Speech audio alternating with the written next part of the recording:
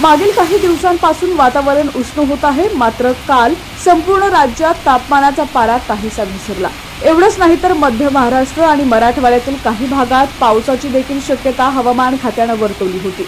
यामुळे राज्यात अनेक ठिकाणी वातावरणात फरक पाहायला मिळाला। दरम्यान काही जिल्ह्यात वादळी वाऱ्यासह पावसाचा अंदाज वर्तवण्यात आलेला आहे। गेल्या काही दिवसांपासून राज्यातील अनेक जिल्ह्यांमध्ये हवामानाचा लपंडाव सुरू असल्याचं पाहायला मिळालं। राज्यातील अनेक जिल्ह्यांमध्ये कधी उकाडा वाढतो तर कधी उष्ण आणि दमट हवामानाची स्थिती निर्माण होते।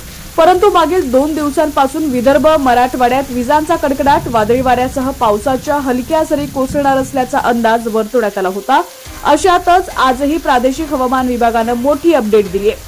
प्रादेशिक हवामान विभागाने ट्विटरवर दिलेल्या माहितीनुसार मराठवाड्यात काही ठिकाणी विजांच्या कडकडाटासह हलका पाऊस बरसेल। यामध्ये 30 ते 40 किलोमीटर वेगाने वारं वाहण्याची शक्यता आहे। विदर्भात काही ठिकाणी 30 ते 40 किलोमीटर वेगाने विजांच्या कडकडाटासह आणि सोसाट्याच्या वाऱ्यासह गारपीट होण्याची शक्यता आहे। दरम्यान 21 मार्च 2025 रोजी पालघर, ठाणे, मुंबई, रायगड, रत्नागिरी, सिंधुदुर्ग, धुळे, नंदुरबार, जळगाव, नाशिक घाट परिसर, अहिल्यानगर, पुणे घाट परिसर, पुणे, कोल्हापूर, सातारा घाट परिसर, सांगली, सोलापूर, छत्रपती संभाजीनगर, जालना, बीड, लातूर, धाराशिव, अकोल्यात कोरडं हवामान असण्याचा अंदाज वर्तवण्यात आलाय।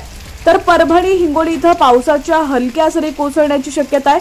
तसंच नांदेड, अमरावती, भंडारा, चंद्रपूर, गडचिरोली, गोंदिया, नागपूर, वर्धा, वाशिम आणि यवतमाळमध्ये विजांचा कडकडाट, पावसाच्या हलक्या सरी आणि वादळी वाऱ्याचा अंदाज हवामान विभागाने वर्तवलेला आहे।